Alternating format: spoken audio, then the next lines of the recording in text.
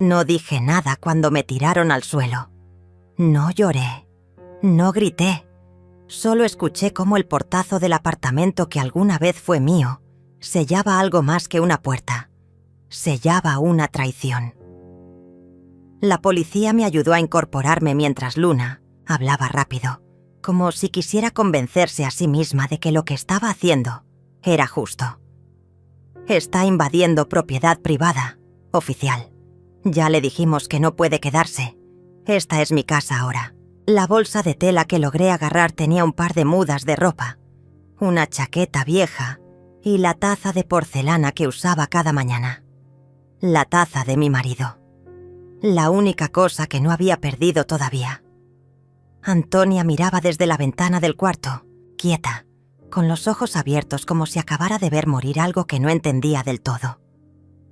Un vecino murmuró algo, pero nadie intervino. Nadie dijo, «Esa es la dueña». Nadie dijo nada. El apartamento olía a sopa esa noche. Luna había preparado una cena especial, decía, para celebrar el cumpleaños de Sergio, aunque yo sabía que él detestaba las reuniones familiares. La mesa estaba puesta con servilletas nuevas, cubiertos relucientes y una botella de vino abierta desde hacía horas. La luz parpadeaba levemente sobre el centro de mesa, donde habían puesto unas flores artificiales demasiado coloridas para ser reales. Luna reía fuerte, forzada. Sergio solo asentía. Yo intentaba comer, pero el estómago se me cerraba con cada palabra que escuchaba. «Mamá, deberías pensar en descansar más, no cargar con cosas de la casa. Ya hiciste mucho, ¿no crees?», dijo Luna sirviéndome más sopa sin que se lo pidiera. Yo sonreí, sin responder. Antonia me observaba desde su lugar, al lado de su padre. Jugaba con el pan en el plato, callada. Nadie hablaba de mi esposo. Nadie mencionaba los años que yo había dedicado a pagar ese techo, a mantener esa cocina funcionando, a ahorrar en silencio mientras ellos crecían. La familia había cambiado de idioma. Ahora hablaban en términos de propiedad, eficiencia, futuro. Ya no había afecto, solo balances. Yo lo sentí, ese día, aunque no quise verlo. Las primeras señales llegaron como cosas pequeñas. Una tarde, no podía abrir el cajón del armario donde guardaba mis documentos. La llave no estaba donde siempre. Luna dijo que seguramente la había perdido, que podía pedir una copia. Otra noche, el internet falló, y cuando le pregunté a Sergio si podía reiniciar el módem, dijo que lo habían cambiado y que ahora tenía contraseña nueva. Por seguridad, no me la dio. Me reí. Pensé que era una exageración mía, una forma de ver fantasmas donde no lo sabía. Pero empecé a mirar más de cerca. La cuenta bancaria mostró un acceso extraño desde otro dispositivo. Una transferencia menor, pero no autorizada. Pensé que había sido un error. Luego desaparecieron 2 chequeras del cajón donde las guardaba, y una carta del banco llegó, con mi nombre, pero dirigida a Luna. La abrí con manos temblorosas. Era una confirmación de cambio de titularidad. Por solicitud expresa de la señora Amelia. Yo no había solicitado nada. Intenté hablarlo. Esa noche, mientras Antonia hacía dibujos en la sala, me senté en la cocina con Luna.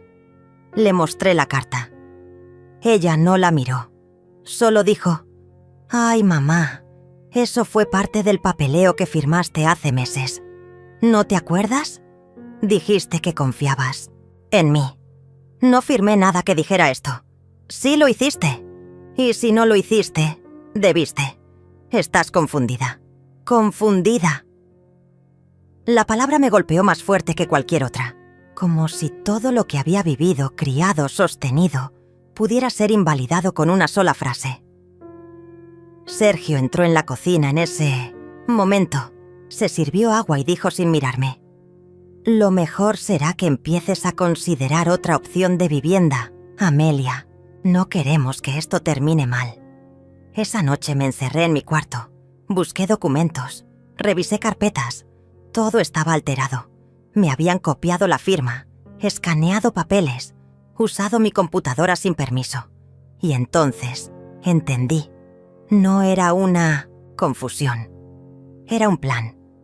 Uno meticuloso, disfrazado de ayuda.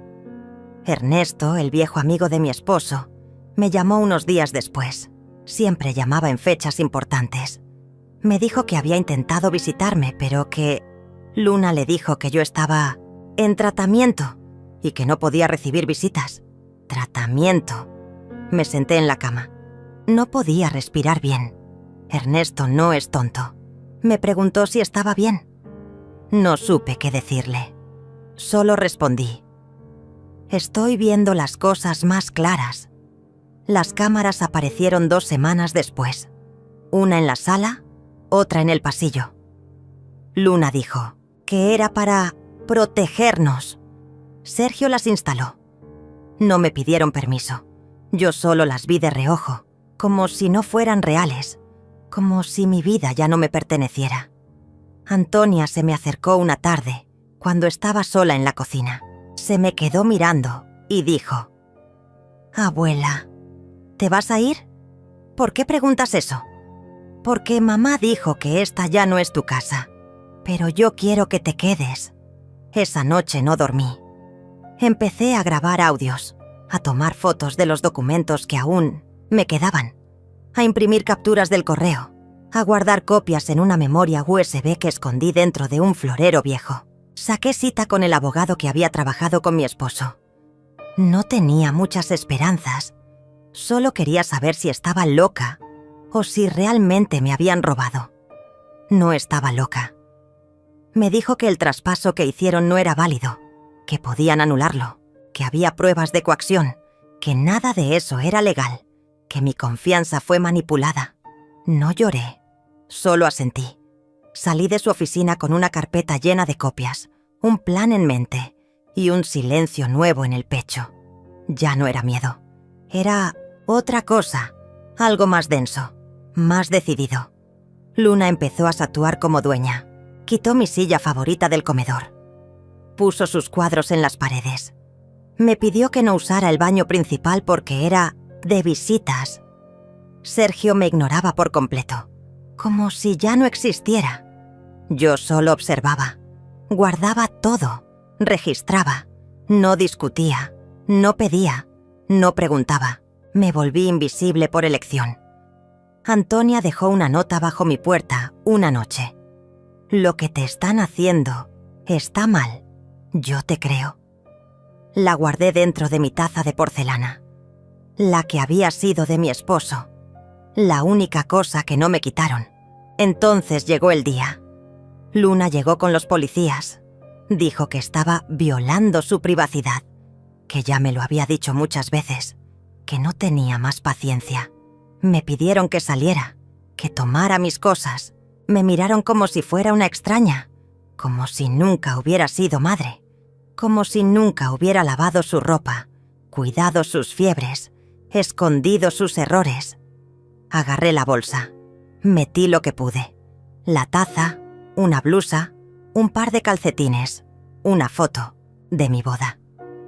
Me ayudaron a salir. Luna no me tocó.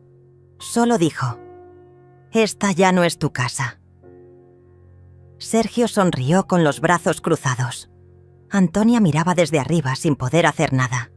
Y entonces, al cruzar la puerta, sentí algo que no esperaba: alivio. Porque ellos creían que habían ganado. Pero olvidaron un detalle. El taxista me preguntó a dónde quería ir. No supe qué responderle. Dije la dirección de un hotel barato que recordaba haber visto cerca del hospital donde nació Antonia. No tenía reserva. No tenía un plan inmediato. Solo tenía una bolsa de tela, un teléfono con poca batería y una carpeta con copias de documentos escondida entre la ropa. La recepcionista me miró con curiosidad. Me ofreció una habitación sencilla, sin desayuno. El ascensor subía lento, rechinando. El pasillo olía a humedad y los muros tenían manchas como sombras antiguas. Me encerré. Me senté en el borde de la cama. Abrí la bolsa. Saqué la taza. La puse sobre la mesita de noche. No lloré. Solo cerré los ojos. Necesitaba pensar. Ellos pensaban que yo estaba derrotada, pero habían cometido un error imperdonable. Me dejaron libre. El primer mensaje que envié fue a Ernesto. Le escribí solo 3 palabras. Me echaron. Llámame. Tardó menos de 10 minutos en marcar. Su voz era grave, pausada, como si estuviera conteniendo una tormenta. Amelia, ¿estás bien? Estoy despierta. Por fin. Nos encontramos. Al día siguiente en un café pequeño. De esos que todavía usan manteles de tela y sirven café de verdad. Ernesto me escuchó sin interrumpirme. No hacía falta que dijera mucho. Ya sabía más de lo que yo creía. Hacía tiempo que sospechaba. Me mostró capturas de publicaciones de Luna, fotos del apartamento remodelado, comentarios de conocidos que hablaban de la nueva vida que estaban comenzando. Una de las publicaciones decía: «Después de años de lucha, por fin tenemos lo nuestro», firmado por Sergio. Ernesto cerró el celular y me miró a los ojos. «Esto se puede pelear, Amelia, pero no con rabia, con precisión». Asentí. No quería venganza, quería justicia, silenciosa, implacable. Comencé a dormir poco. Me levantaba temprano, recorría archivos, pedía duplicados de documentos, contactaba a antiguos vecinos, incluso fui al banco con la carpeta en la mano. Expliqué todo. Mostré pruebas. Las personas me miraban con una mezcla de lástima y respeto. Una mujer del banco, al ver la fecha de los traspasos, dijo: «Esto no está bien. Aquí hay algo raro». Me imprimió registros, firmó copias. Cada documento era una pieza más. El abogado revisó todo. Dijo que era más grave de lo que pensaba. Falsificación de firma, manipulación emocional, posible abuso patrimonial. Me explicó que si lo movíamos bien, no solo podía recuperar el apartamento, sino dejar evidencia suficiente para impedir que volvieran a hacerlo. No con otras personas. No con Antonia. Me estremecí, porque en el fondo, eso era lo que más me dolía. Que mi nieta estuviera creciendo en medio de una mentira. No respondí los mensajes de Luna. Me escribió 3 veces. La primera, breve, diciendo que lamentaba que las cosas llegaran tan lejos. La segunda, culpándome por no haber querido entender. La tercera, advirtiéndome que, si insistía en crear problemas, tomarían medidas legales.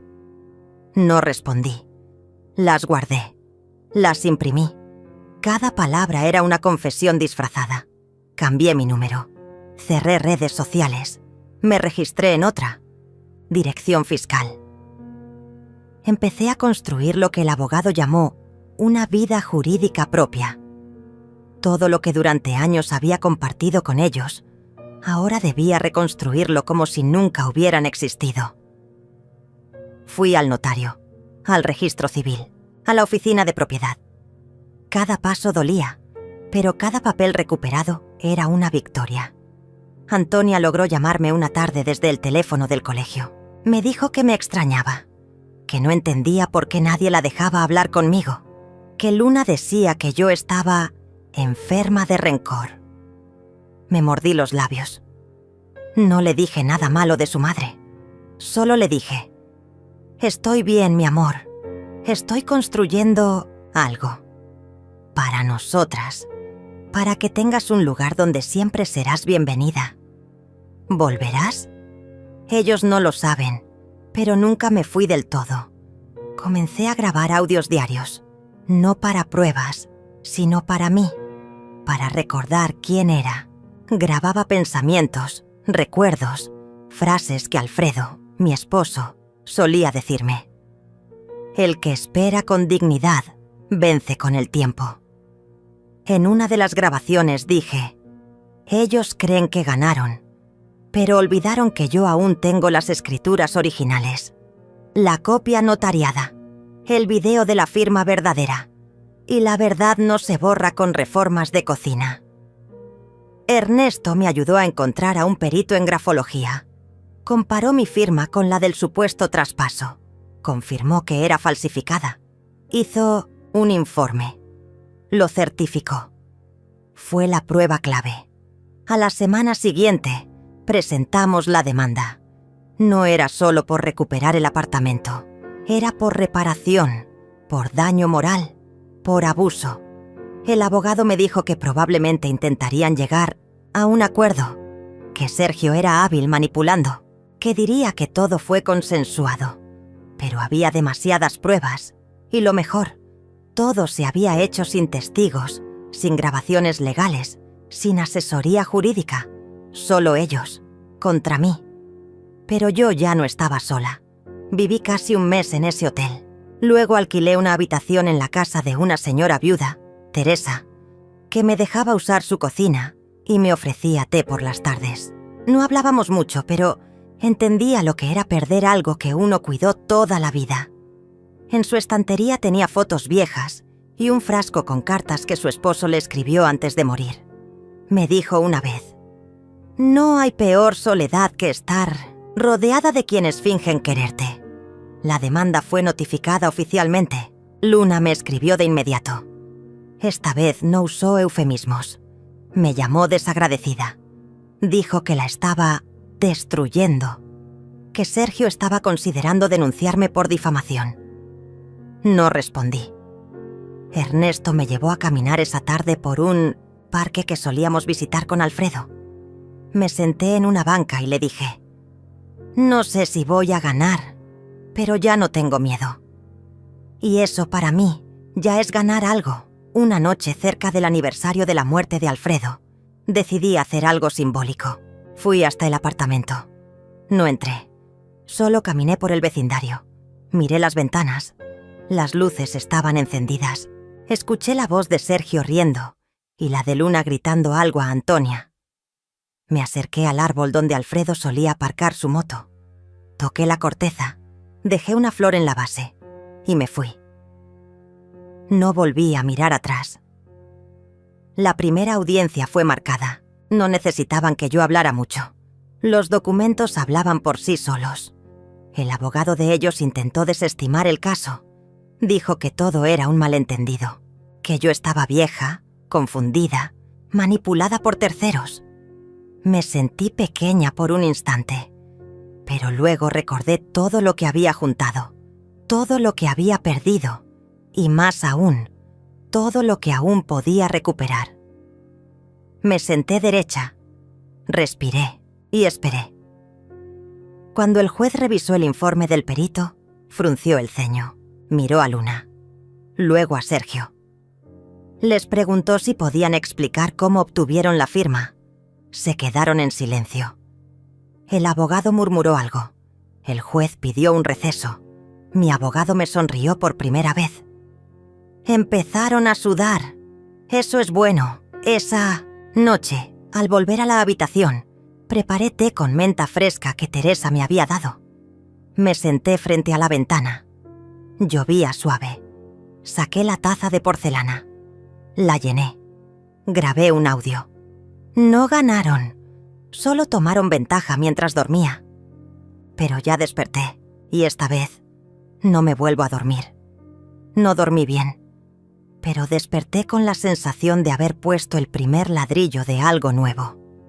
No una casa, una frontera, una trinchera invisible, donde nadie volvería a tocar mi dignidad. Faltaban todavía muchas audiencias, pruebas, declaraciones, pero yo ya había dado el paso más difícil, soltar la idea de que la sangre garantiza lealtad.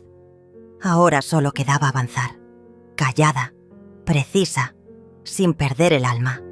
Porque si algo me enseñó, Alfredo, fue esto. La victoria que importa es la que te permite mirar al espejo sin bajar los ojos.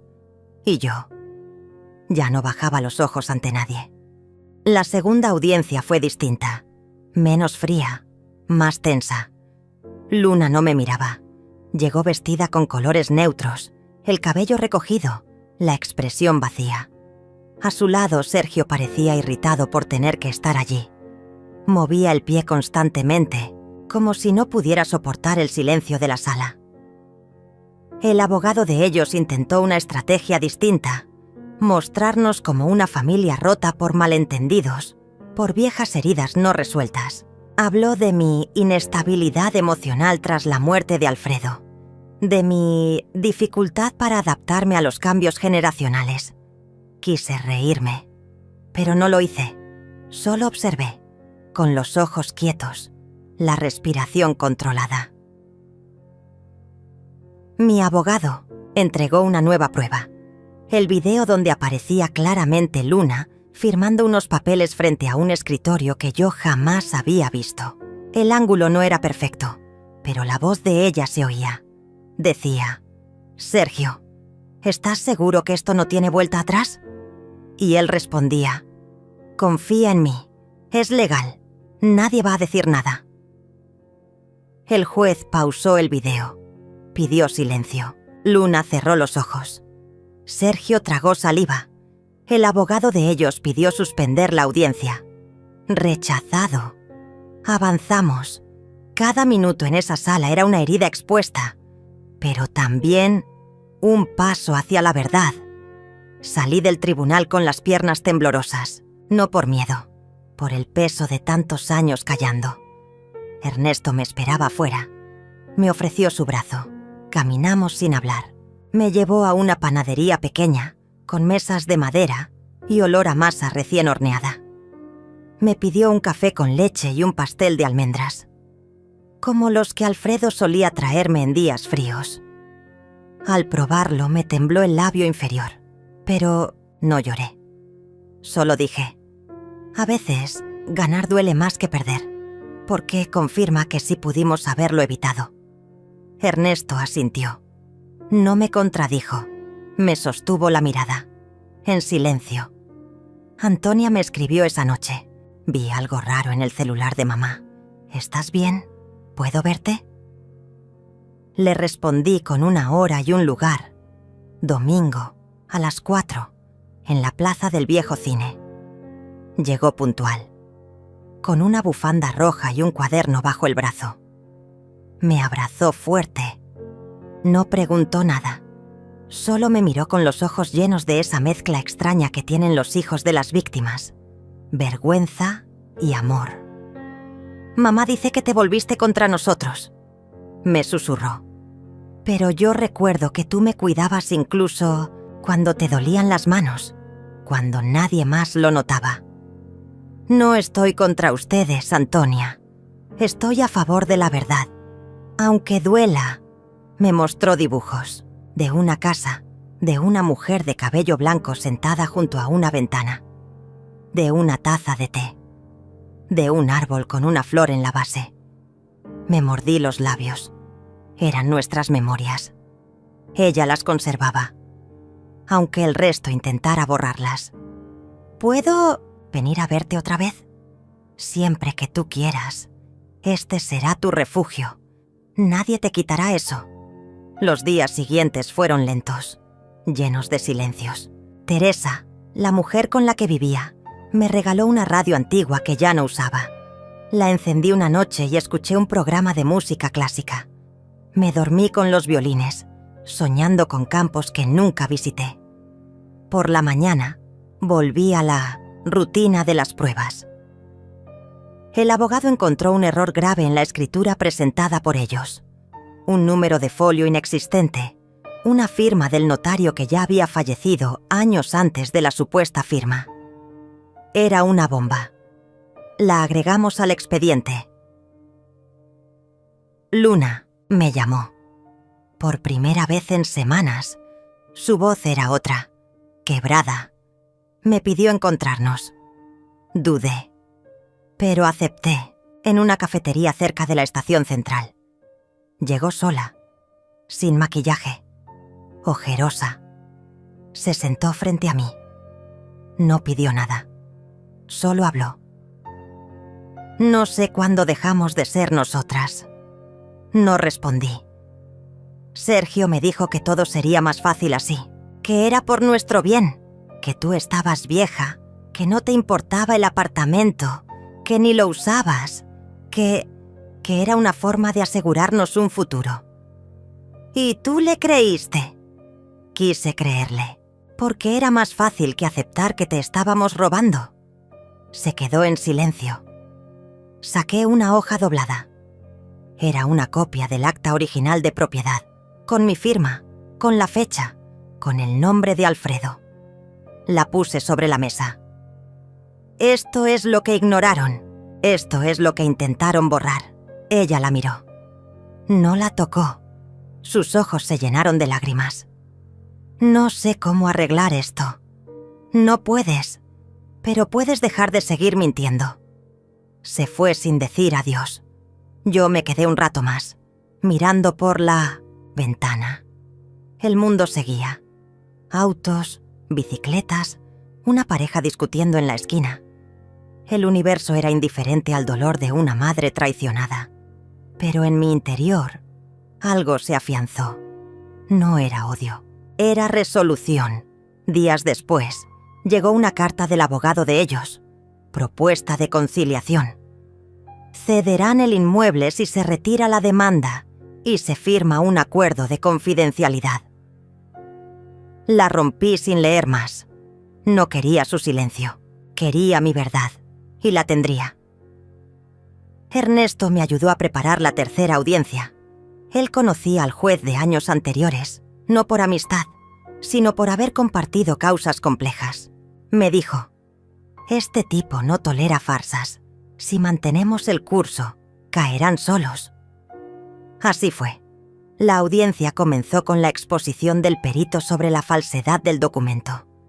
Luego, mostramos los movimientos bancarios, las transferencias sospechosas, desde mi cuenta hacia la de una empresa fantasma a nombre de un conocido de Sergio. Un lazo. Una trampa. Sergio estalló.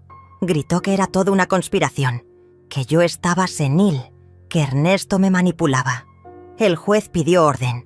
Le advirtió que si continuaba, lo expulsaría. Luna bajó la cabeza. No dijo nada. El abogado de ellos pidió una pausa. No se la dieron. Fuera del tribunal, la prensa esperaba. Alguien había filtrado el caso. No hablé, pero vi los titulares al día siguiente. Hija expulsa a su madre de su propio apartamento. Posible fraude familiar. La vergüenza ya no era mía. Era de ellos. Teresa me preparó sopa esa noche. Me dejó una vela encendida y una manta tejida a mano. Dormí profundamente por primera vez en meses. Soñé con Alfredo. Me decía: lo estás haciendo bien. Ya, casi. Me desperté con una sensación extraña. No de alivio, de claridad. Me llamaron del juzgado. El juez había emitido una orden cautelar. El inmueble quedaba bloqueado. Nadie podía venderlo, alquilarlo, modificarlo. Era mío otra vez. Legalmente. Pero todavía faltaba el juicio final. El cierre, el ajuste de cuentas. Antonia vino a verme, con un cuaderno nuevo. Escribía frases que recordaba de mí. Una decía: el silencio también puede ser una respuesta. Otra: no se mendiga cariño donde deberían darte amor. Me abrazó. Me dejó una flor seca entre las páginas. ¿Puedo dejar algo aquí?, preguntó tímida. Lo que quieras. Sacó una llave, la que yo le había dado años atrás. La dejó sobre la mesa. Por si alguna vez no sé dónde ir, no supe qué decir. Solo cerré los ojos y asentí. La última semana antes del juicio final fue extraña. Sergio desapareció. Luna dejó de asistir a las audiencias. Su abogado intentó ganar tiempo. No lo logró. El juez fijó fecha definitiva. Ernesto me acompañó a firmar los últimos documentos. El abogado me dijo: estás a un paso de cerrar este capítulo, pero no va a sonar como una victoria ruidosa. Será como cerrar una puerta con llave. y tirar la llave al mar. Sonreí. Eso es todo lo que necesito. Esa noche caminé hasta el edificio del apartamento. No entré. Me quedé frente al portón. Cerrado. Como mi pasado. Me senté en una banca cercana. Encendí la radio de Teresa. Sonaba una pieza de piano. El viento movía las hojas. Saqué la taza de porcelana. La puse sobre mis piernas. Vacía. Como debía estar. Y me quedé ahí, esperando el día del juicio. No con miedo, con certeza. El día del juicio final amaneció con un cielo gris, cargado de una humedad espesa que se colaba por las rendijas del alma. Me vestí con la misma blusa que usé en el funeral de Alfredo. No por nostalgia, por fuerza, porque aquella vez tuve que sostener a una familia rota, y esta vez iba a sostener mi verdad sola. Teresa me preparó un café. Lo dejó en la mesa sin decir palabra. Ernesto llegó a las 8 en punto, con un sobre manila bajo el brazo y los ojos serenos, como quien ya ha visto el final antes que nadie. El tribunal estaba más lleno que otras veces.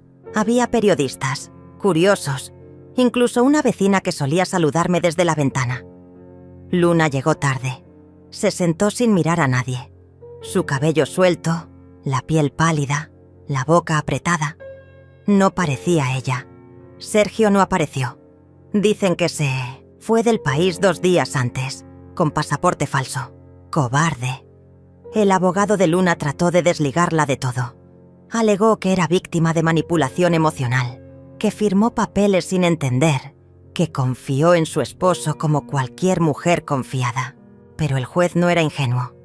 Tenía los ojos afilados por años de juicios, donde todos intentaban maquillarse de víctimas. Mi abogado fue impecable. Mostró cada documento, cada inconsistencia, cada testimonio. Incluso Ernesto habló.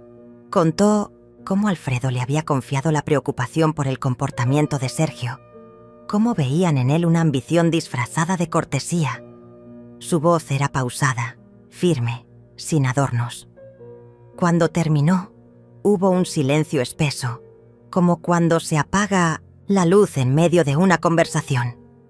«Señora Amelia», dijo el juez finalmente. «¿Tiene algo más que decir antes del veredicto?». Me puse de pie. Mis rodillas crujieron, pero no me temblaron. «No quiero castigo, quiero memoria, que esto no se repita, que ninguna madre tenga que defenderse de su propia sangre, que el amor no sea usado como coartada para robar, que la justicia no llegue cuando ya se ha llorado demasiado».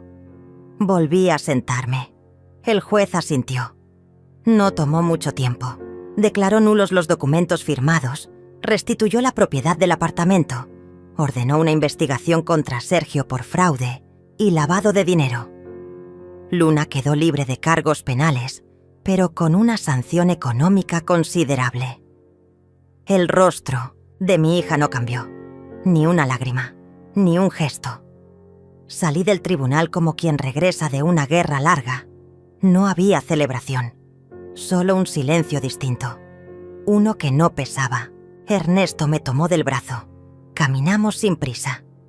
Esa tarde, Antonia llegó a casa con un ramo de flores silvestres. Me abrazó tan fuerte que por un segundo volví a ser madre completa. ¿Volvemos a tomar té?, me preguntó. Claro, mi amor. Sirvió las tazas, encendió la radio. Sonaba un tango antiguo que Alfredo solía tararear. Me reí. Ella también. Por primera vez, reímos sin miedo a que alguien nos lo quitara. Me mostró una libreta donde había escrito todo lo que había pasado, su forma de entender, de procesar. Quiero que lo guardes tú, abuela, porque tú no olvidas, porque tú no permites que las cosas se borren. Esa noche dormí con la libreta bajo la almohada. Los días siguientes fueron extrañamente calmos. Visité el apartamento. Estaba vacío, deshabitado, como si nadie hubiera vivido ahí. Encontré una caja con cosas mías arrumbada en el balcón. Fotos viejas, una bufanda tejida por Alfredo, un libro con mi nombre escrito en tinta azul. Me senté en el suelo y lloré. No por lo perdido, por lo recuperado. Reacomodé el lugar, sin ayuda. Pinté las paredes, colgué cuadros, puse cortinas nuevas. Lo hice en silencio, como quien prepara una habitación para alguien querido. Ernesto me visitaba seguido. Me traía sopa, periódicos, historias. Me hablaba de su juventud, de su miedo a envejecer solo. Una tarde me dijo: «Nunca es tarde para empezar de nuevo, Amelia. Tú lo hiciste en medio del desastre». Lo miré y no supe qué decir, porque sí, porque había vuelto a nacer a los 73. Un sábado, Luna apareció en la puerta. No llamó, no escribió antes, solo llegó. La miré desde la ventana, no abrí de inmediato. Me tomé un segundo. Cuando abrí, no dijo nada, solo extendió una caja de cartón. «Esto es tuyo. Nunca debió salir de aquí». Dentro había cartas, las que yo le había escrito cuando ella se mudó por primera vez con Sergio. Cartas de madre, consejos, recetas, frases tontas. No supe si llorar o agradecer. Me hizo un gesto para entrar. No respondí, pero le ofrecí una taza de té. Nos sentamos sin hablar. Ella miraba el piso, yo, la ventana. «¿Antonia está bien?», preguntó finalmente. «Sí, conmigo, y más fuerte que nunca». «¿Me odias?». «No, pero tampoco te creo». Se fue poco después, sin decir adiós, como una sombra. Pero esa vez no dolió, porque ya no esperaba redención. Solo quería vivir. Un mes más tarde, Ernesto me llevó al cementerio. Visitamos la tumba de Alfredo. Llevé las flores que más le gustaban, margaritas blancas. Le hablé en voz baja. Le conté todo. Le dije que había tardado, pero que al final protegí lo que era nuestro. Ernesto se quedó a un lado, respetuoso. Luego me dijo: «¿Crees que él estaría orgulloso?». «No lo sé, pero estaría en paz». Nos fuimos tomados del brazo, como dos viejos que entienden que el amor no siempre grita. A veces solo camina a tu lado. Un día recibí una carta de Luna, escrita a mano, con su caligrafía temblorosa. «Mamá, no espero perdón. Solo quiero que sepas que lo que hice no fue por odio, sino por debilidad. Me dejé arrastrar. Fui cobarde. Pero gracias a ti, Antonia tiene un ejemplo distinto. No sé si algún día podremos hablar como antes, pero siempre serás mi madre, Luna». No respondí. Guardé la carta en la libreta de Antonia. Como prueba, como cicatriz. Antonia ahora escribe cuentos. Dice que quiere contar historias que duelan pero terminen con un suspiro. Me lee en voz alta. Yo la escucho como quien se aferra al eco de algo puro. A veces dibuja a Alfredo con alas. O a mí con una capa. Dice que soy su heroína silenciosa. Yo solo sonrío, porque al final no gané una batalla legal. Gané algo más profundo, la certeza de que resistir, a veces, es el acto más revolucionario de amor. Y así, con las manos llenas de memoria, volví a respirar hondo. Volví a ser Amelia. No la madre, no la víctima, no la demandante. Solo Amelia. Entera, íntegra, indestructible. Antonia se había acostumbrado a dormir con la luz del pasillo encendida. No por miedo, sino por costumbre. Era su forma de decir que, aunque todo estaba más tranquilo, la oscuridad no era confiable. Yo le decía que estaba bien, que a veces la luz tenue también era una forma de abrazo. Desde aquella tarde en que Luna apareció y dejó aquella caja con cartas, algo en el aire cambió. No una amenaza directa, pero sí un rumor, como si el pasado respirara cerca de la puerta, esperando una rendija por donde colarse. Ernesto venía menos seguido. Se había lesionado la rodilla y prefería descansar en su casa. Aún así, hablábamos por teléfono casi todos los días. Él me leía poemas antiguos, de esos que Alfredo solía memorizar en voz baja cuando cocinaba. Me hacían recordar que la belleza puede convivir con el dolor sin anularlo. Una mañana, Antonia llegó del colegio con la frente fruncida. Me abrazó antes de decir nada, como si necesitara asegurarse de que yo estaba allí, tangible. «Hoy alguien habló de mamá», susurró mientras dejaba la mochila en el suelo. «¿Qué dijeron, mi amor?» Que volvió con Sergio, que lo encontraron en Paraguay, que están juntos. No dije nada, solo me senté. El té humeaba sobre la mesa. El azúcar no se había disuelto. El tiempo se detuvo en ese instante. La idea de que Luna, después de 1900 todo, hubiese buscado nuevamente a ese hombre, me heló los huesos. No por decepción, por peligro, porque Sergio no era solo manipulador, era metódico, vengativo, no dejaba cabos sueltos. Esa noche revisé las cerraduras, instalé una nueva cámara en el pasillo. Llamé a Ernesto y le pedí ayuda para blindar digitalmente mis cuentas, mis documentos, incluso la escuela de Antonia. No quería paranoias, quería previsión. Ernesto no preguntó, solo actuó. A los 3 días todo estaba sellado, pero algo en mi pecho seguía latiendo distinto. 2 semanas después, recibí una notificación en el correo electrónico. Un intento de ingreso a mi antigua cuenta bancaria, una que había cerrado después del juicio, pero que, por error del sistema, seguía activa en registros antiguos. El intento venía de una IP en Foz do Iguazú. La conexión entre Paraguay y Brasil no era casualidad. Llamé al banco, cancelé todo. Cerré las últimas puertas abiertas. Esa noche Luna llamó. No supe qué decir. La pantalla titilaba con su nombre como una herida vieja. «Hola», contesté con voz firme.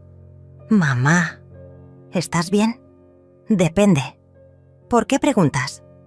«Escuché que me buscas, que dices cosas de mí. No necesito buscarte. Tú ya sabes dónde estoy. Y no hablo de ti. Hablo de los hechos». Hubo un silencio largo. Sergio cambió. Está distinto. Dice que te va a pedir perdón, que quiere limpiar todo. Me reí. No pude evitarlo.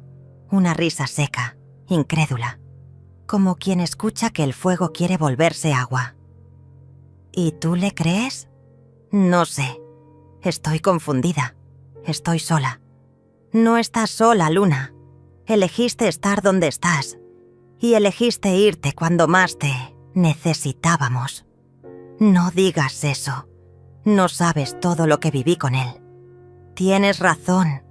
No sé. Y tú tampoco sabes todo lo que viví yo por tu silencio. Corté. Sin gritar. Sin despedida. Me temblaban las manos, pero no el alma. Al día siguiente, Antonia encontró una nota en la puerta del colegio. No estaba firmada. Solo decía: «Tu abuela no es quien crees. Pregunta por tu padre. Pregunta por la herencia». La niña me la entregó sin miedo, solo con curiosidad, como quien sabe que hay más historia, pero necesita que se la cuenten sin mentiras. Le preparé una leche tibia. Nos sentamos juntas en el sofá. Le tomé la mano. «Tu padre hizo muchas cosas malas, y tu madre permitió muchas otras. Pero tú, Antonia, tú viniste al mundo para romper ese ciclo. No necesitas cargar lo que ellos no supieron manejar». Ella asintió. No lloró. Solo apoyó la cabeza en mi hombro y susurró: «Yo solo quiero quedarme contigo. Aquí. Y aquí estarás». Esa noche hice algo que no había hecho en años. Escribí una carta, no a Luna, ni a Sergio, a mí misma. Una carta que decía: Amelia, resististe. No necesitas volver al pasado para entenderte. Solo necesitas proteger lo que aún late y seguir. Guardé la carta en el cajón del armario, donde estaban las fotos de Alfredo, el testamento y los documentos firmados después del juicio. Lo que importaba estaba a salvo. Días después, Ernesto vino con una noticia. Recibí una llamada de un abogado en Asunción. Dice que Sergio está intentando vender una propiedad a tu nombre, que quiere usar documentos antiguos. ¿Y cómo supo el abogado? Porque Alfredo, antes de morir, me dejó una carta con instrucciones. Me pidió que, si alguna vez algo raro pasaba, activara una cláusula de protección de bienes. No lo entendí en su momento, pero la llevé al consulado. Y sí, estás blindada, Amelia. Me quedé en silencio. Ernesto abrió la carta. La leí. Era la letra de Alfredo. Clara, precisa, un texto de amor disfrazado de previsión. Si estás leyendo esto, es porque temías tener razón. Pero también es porque aún estás de pie. Protege lo que construimos. No por mí, por ti, por Antonia, porque las raíces fuertes no se arrancan fácil. Lloré, no de dolor, de honra. Alfredo me había protegido incluso después de partir. No con armas, con sabiduría, con amor real. Ernesto y yo sellamos el documento. Lo registramos en 3 países. Sergio no podía tocar ni una baldosa sin ser perseguido por la ley, pero la guerra no había terminado. Un viernes, Luna volvió. Esta vez, con los ojos rojos, con las manos temblando, con el alma hecha jirones. Se escapó. Me dejó sola en en Paraguay. Se llevó todo. Me amenazó. Me dijo que si hablaba, me haría desaparecer. La miré. No con lástima, con compasión controlada. ¿Y qué quieres ahora? Refugio. No dinero. No perdón. Solo un lugar donde dormir sin miedo. Antonia vive aquí.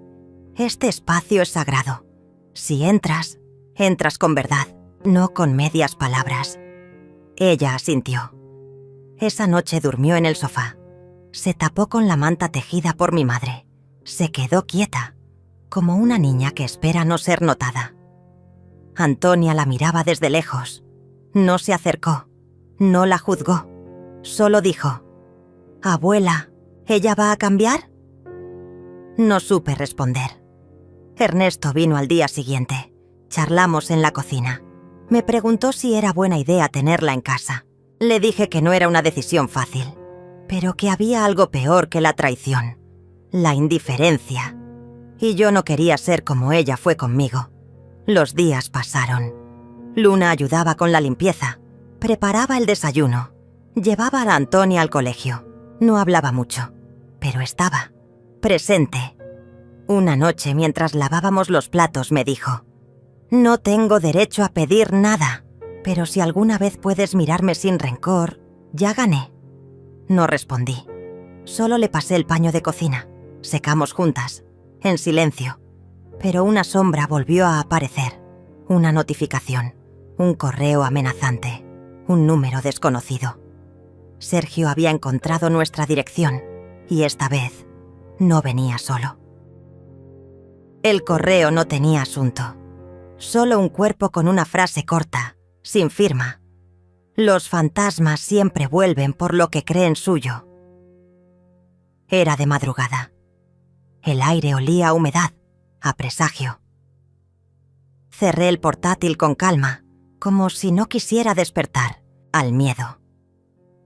Luna dormía en el sofá, Antonia en su habitación, abrazada a su oso de peluche. Ernesto estaba a media hora de llegar. Le había escrito sin explicar demasiado, solo un «necesito que vengas ahora». Y él entendía, siempre entendía. Me serví un poco de té. El sonido del agua hirviendo era un consuelo doméstico, como si, dentro del caos, la rutina todavía existiera. No era miedo lo que sentía. Era un estado nuevo, más puro, vigilancia materna, como una loba que huele el peligro antes de que llegue. A las 5 en punto, Ernesto tocó la puerta. No con urgencia, con respeto. Entró con un bolso pequeño. No preguntó nada. Se sentó, sacó una carpeta y me miró. Esto es lo que tengo. Información de sus movimientos, sus cuentas, registros migratorios. No está solo. Hay alguien más que lo protege. Un abogado corrupto en Ciudad del Este. Deslicé la carpeta sin abrirla. No quería detalles aún. Quería estrategia. ¿Está aquí? Sí. Llegó a Foz hace 3 días. Cambió de coche. Usa pasaporte falso. Pero su error fue mover dinero desde una cuenta asociada a Luna. Y eso lo delata. Miré hacia el pasillo. Luna seguía dormida, con el rostro pálido, como si cargara siglos en los párpados. No era la misma. Y aunque la herida era profunda, no quería verla caer otra vez. ¿Crees que vendrá aquí? No lo sé. Pero sí sé que te quiere débil, con miedo. Si logra eso, gana. Antonia se despertó temprano. Entró a la cocina y abrazó a Ernesto como si fuera su abuelo. Él le ofreció pan con mantequilla y ella sonrió con esa dulzura que solo los niños que han visto la oscuridad pueden tener. Me miró y dijo: «Soñé que mamá lloraba, pero alguien le tapaba la boca». Se me heló el alma. No dije nada. Solo acaricié su cabello y le prometí que nada malo iba a pasar, que no otra vez. Esa tarde, mientras Luna doblaba ropa, noté que tenía las muñecas marcadas. No pregunté. Ella tampoco ofreció explicación, pero en su forma de ordenar las prendas, en la precisión con la que alisaba cada borde, estaba toda la culpa que cargaba.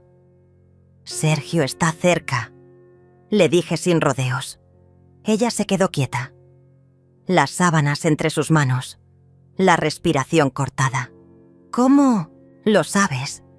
Porque los hombres como él no saben perder. Porque cree que todavía tienes algo que le pertenece. No tengo nada, solo miedo. Eso es exactamente lo que quiere. El miedo. Esa noche Luna se quedó despierta hasta tarde. Me pidió dormir en mi cuarto, en un colchón en el suelo. Le dije que sí.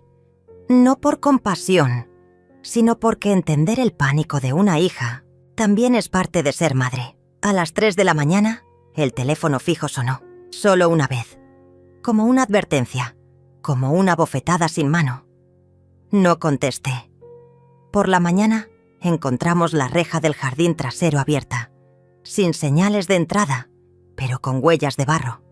Ernesto revisó todo. Instaló nuevas cámaras, colocó sensores en las ventanas.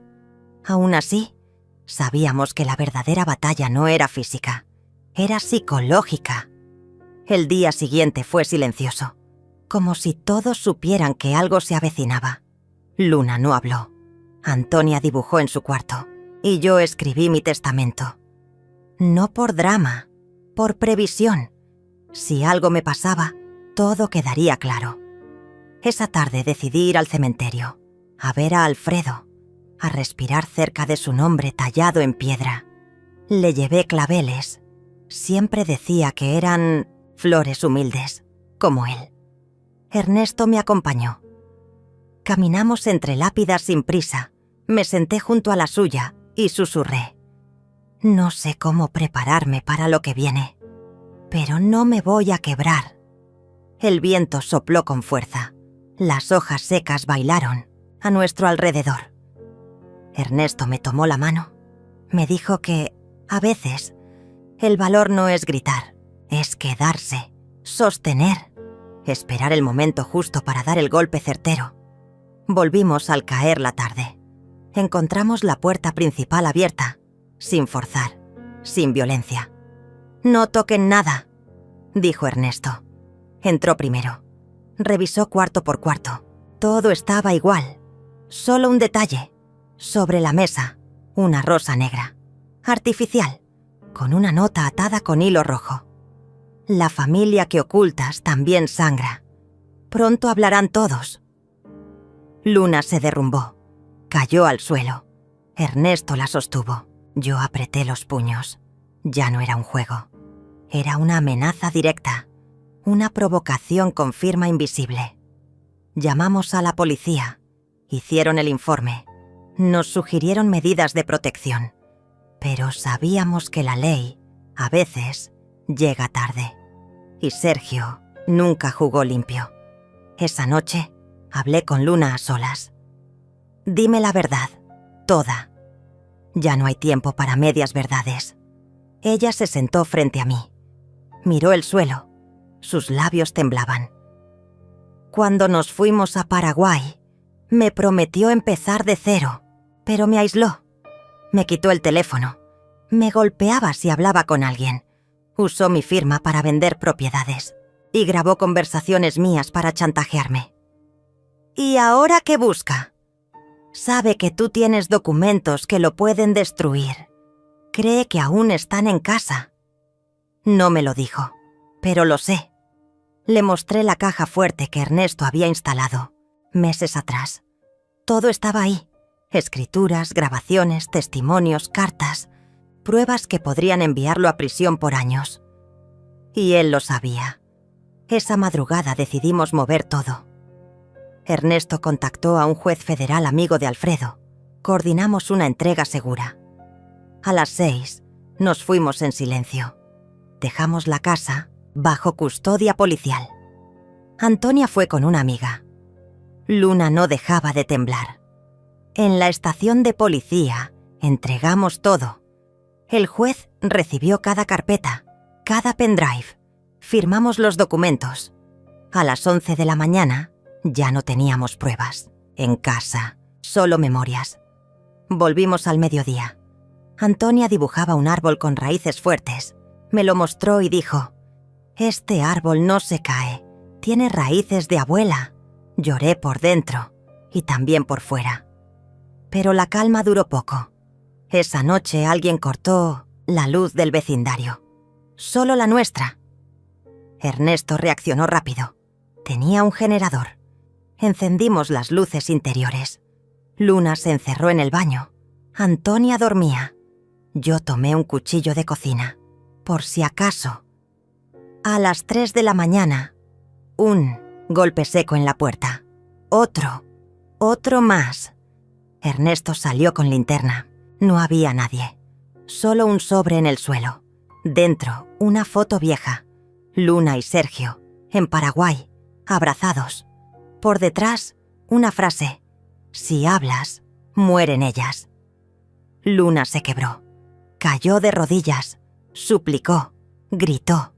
Me dijo que no sabía que todo llegaría a esto.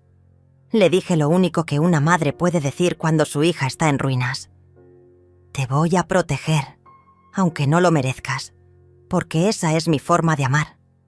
Pero también le dije: después de esto todo cambia. No te escudes más. No esperes ser víctima. Lucha. Ella asintió. Al amanecer, Ernesto nos reunió. Sergio está acorralado. Las pruebas ya están en manos seguras, pero atacará una última vez. No lo duden. Y debemos estar listas. Yo le respondí: lo estaré. Por mí, por Antonia, por Alfredo y por Luna, aunque aún me costara decirlo en voz alta. Era de madrugada cuando desperté con un zumbido bajo, como si algo invisible me hubiese rozado el oído. Me senté en la cama con el corazón latiendo lento pero firme. No sabía si había sido un sueño o un presentimiento, pero sentía que algo se estaba gestando. Desde hacía días, el silencio de Sergio me resultaba más peligroso que cualquier grito. Su ausencia se había tornado estratégica. Cuando un manipulador se calla, no es porque haya desistido, es porque está tramando. Me levanté despacio, para no despertar a Luna ni a Antonia. Ernesto dormía en el sillón de la sala, con una manta sobre las piernas y un libro cerrado sobre el pecho. Fui hasta la cocina a preparar un té de melisa. Mientras el agua hervía, pensé en cómo habíamos llegado a ese punto. Esa casa, que antes había sido refugio de risas y aromas de infancia, ahora parecía una trinchera improvisada. Tomé la taza entre las manos y me senté en la mesa. Tenía que decidir. El tiempo de esperar ya había pasado. No podía seguir actuando desde la defensa. Tenía que mover mis fichas. Cuando Antonia se despertó y me encontró en la cocina, se sentó frente a mí en silencio. Su madurez me seguía sorprendiendo. Solo dijo: «¿Ya sabes lo que vas a hacer, abuela?». Asentí. Le tomé la mano y la apreté con suavidad. Era increíble cómo esa niña se había transformado en mi sostén emocional. No sabía cómo, pero siempre sabía cuándo hablar, cuándo escuchar y cuándo simplemente estar. Esa misma mañana le pedí a Ernesto que me acompañara al banco. Tenía que verificar los movimientos de la cuenta conjunta que había quedado a nombre de Luna y mío después del fallecimiento de Alfredo. Al revisar los extractos, descubrí lo que temía. Había movimientos recientes que yo no había autorizado. Pequeñas transferencias, compras con tarjeta, retiros en efectivo. No dije nada. Pedí al banco copias físicas de todo. También solicité una nueva clave de acceso y dejé la cuenta bloqueada para operaciones digitales hasta nuevo aviso. Ernesto me miraba sin decir palabra, pero sus ojos brillaban con una mezcla de orgullo y dolor. Sabía que había cruzado una línea interna. Ya no me defendía. Ahora contraatacaba. Esa tarde, cuando volví a casa, Luna estaba hablando por teléfono en el jardín. Me escondí tras la cortina del ventanal y la observé. Su expresión era tensa. Decía frases como: «Ella sospecha algo» y «tenemos que adelantarlo». Me dolió reconocer la voz de Sergio al otro lado de la llamada. Lo supe por cómo ella bajaba la mirada cuando él hablaba, por cómo asentía aunque nadie pudiera verla. No confronté a Luna. Aún no. En su lugar subí a mi habitación y abrí el viejo baúl donde Alfredo guardaba documentos importantes. Allí encontré una carpeta con escrituras, títulos de propiedad, certificados de acciones. Me senté en el suelo, rodeada de papeles amarillos por el tiempo, y comencé a separar lo que era útil. Esa noche me encerré con Ernesto en el escritorio. Le mostré todo. Decidimos consultar a un abogado de confianza. No podía ser alguien visible. Tenía que ser alguien que supiera trabajar en silencio. Pensamos en Andrés, un viejo amigo de Alfredo que ahora vivía en una ciudad cercana. Ernesto se ofreció a contactarlo.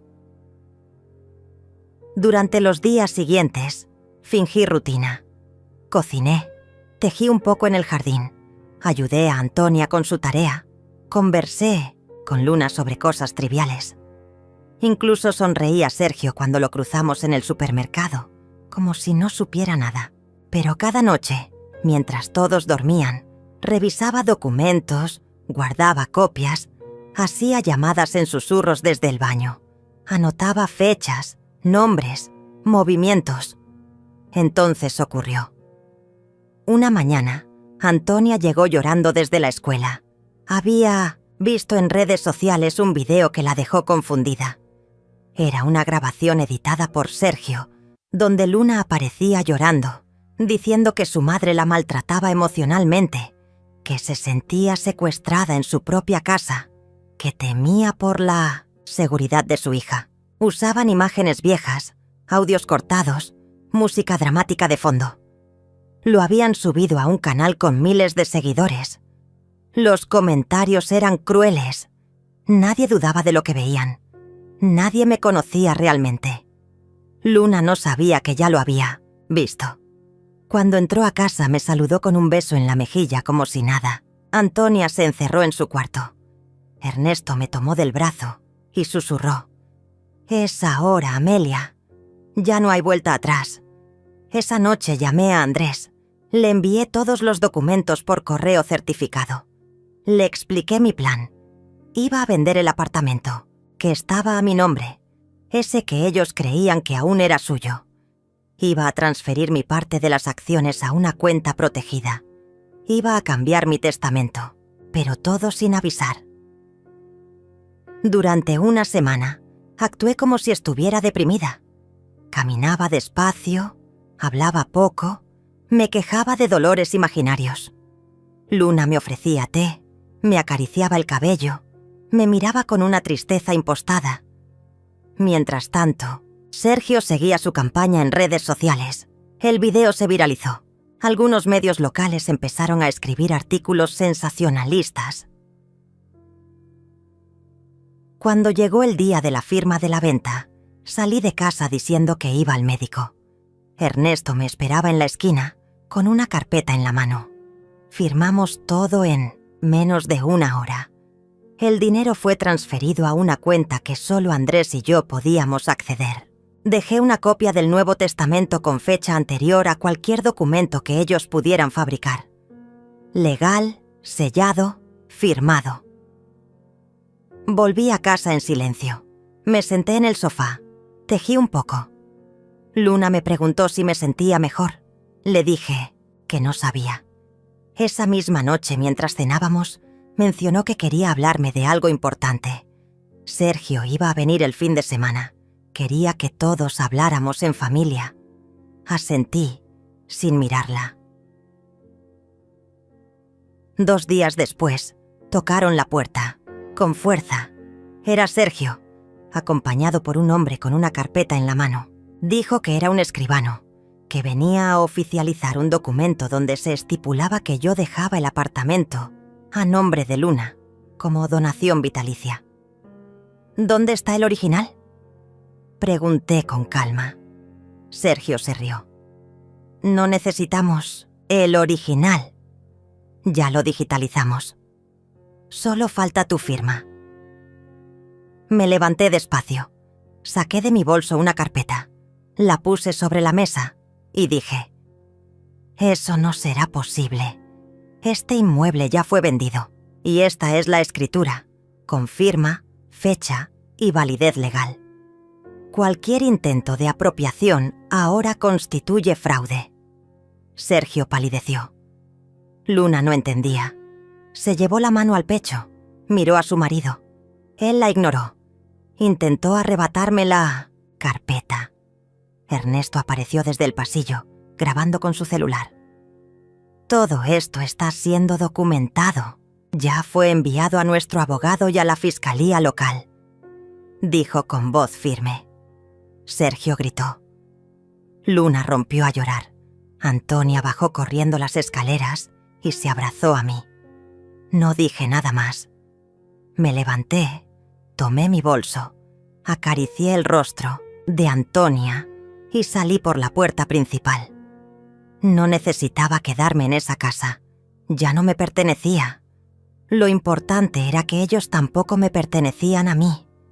Dormí esa noche en casa de Ernesto, en paz, en silencio. El teléfono vibraba sin parar. No lo contesté.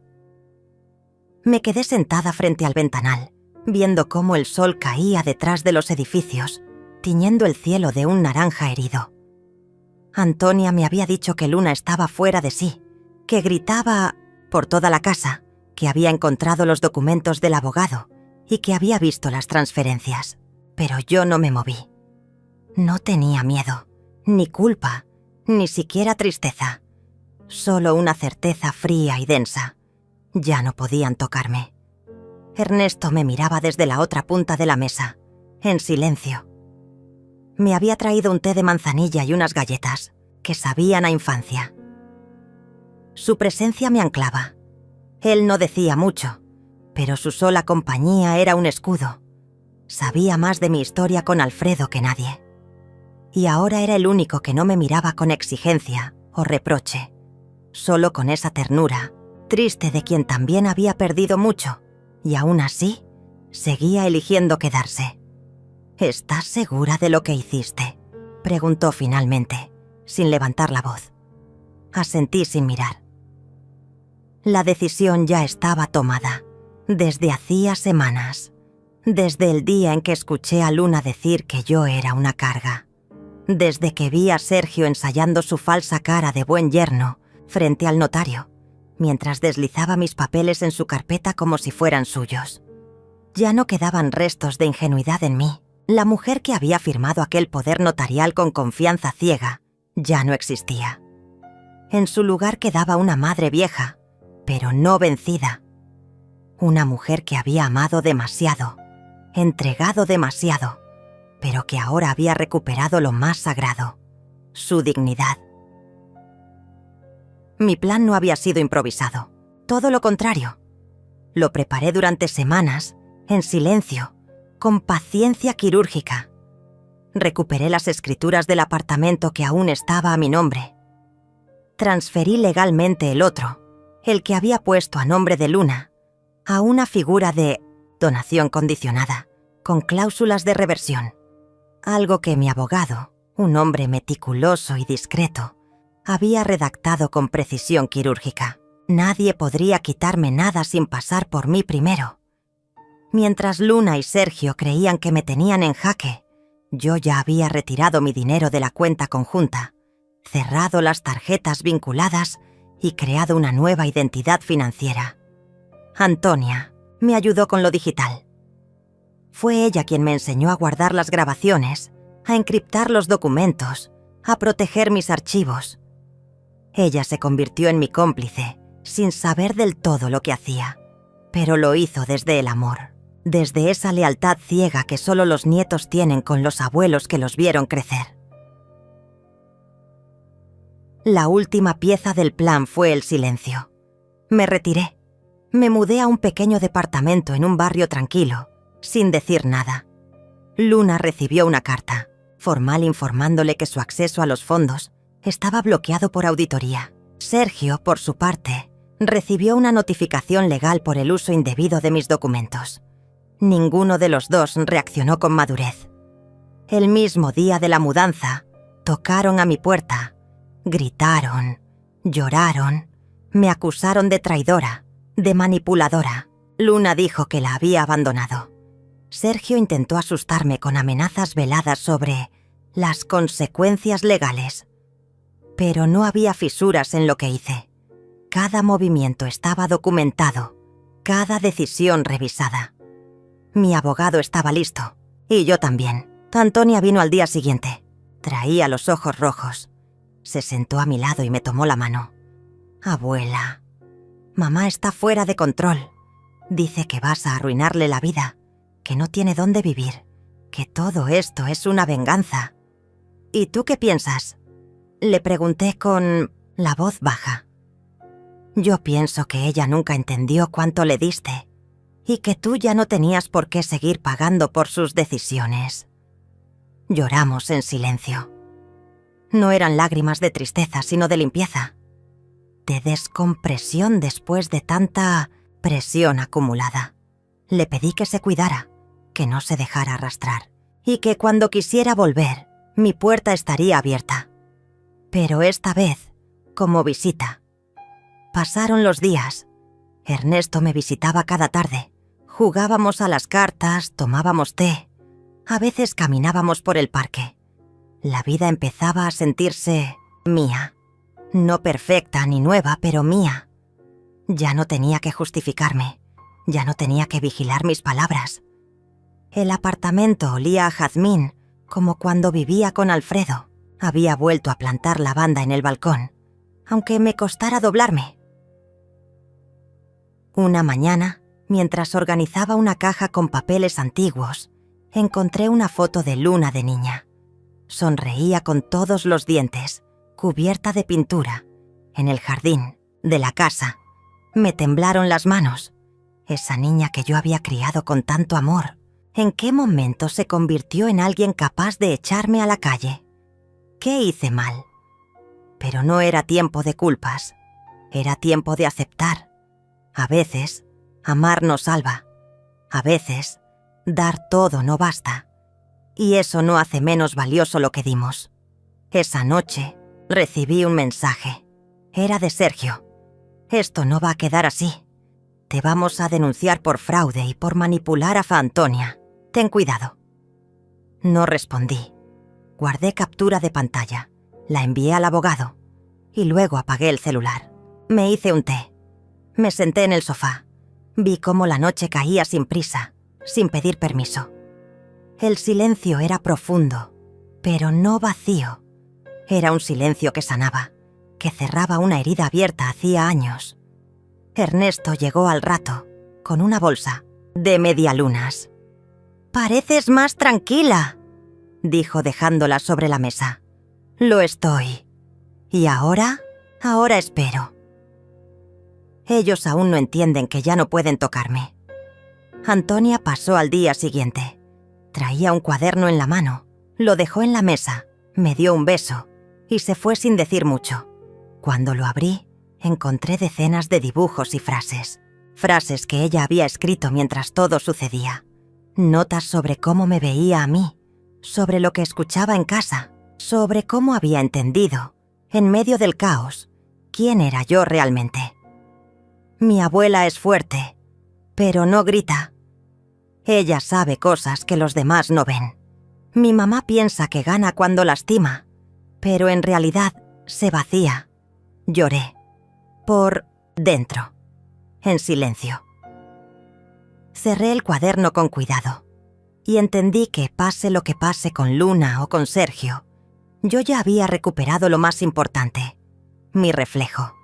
Ya no me miraba como una víctima, me miraba como una mujer entera, herida pero digna. Alguien que se levantó del piso sin hacer ruido.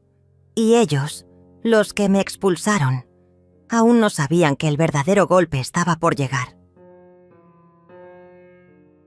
El sol se colaba por la ventana del pequeño departamento donde ahora vivía, pero aquella luz no traía la calidez que debería. Era una luz fría, implacable, que parecía señalar cada imperfección de las paredes, cada grieta en el suelo, como si el mundo quisiera recordarme que nada estaba como antes. Aún así, sentí una fuerza inesperada al despertar esa mañana. Algo se había movido dentro de mí durante la noche. Una determinación que no me había abandonado desde hacía semanas. La certeza de que esta vez sería diferente. Antonia llegó temprano, con sus ojos grandes y esa ternura que siempre le brotaba sin esfuerzo. Traía en sus manos un cuaderno grueso y un par de cartas selladas. «Abuela», dijo sin rodeos. «Sé que esto es difícil, pero es hora de que hagas esto». Tomé las cartas, las abrí lentamente. Eran documentos legales que Ernesto y mi abogado habían preparado en secreto. Denuncias firmadas, evidencias recopiladas, testimonios grabados. Todo listo para contrarrestar la guerra sucia que Luna y Sergio intentaban desatar contra mí. Ellos habían cometido errores, uno tras otro, pensando que podrían doblegarme, pero subestimaron la voluntad de una madre que había luchado por años y que ahora ya no tenía nada que perder. Luna no se había presentado en la última audiencia para discutir la custodia de la casa ni la gestión de las cuentas.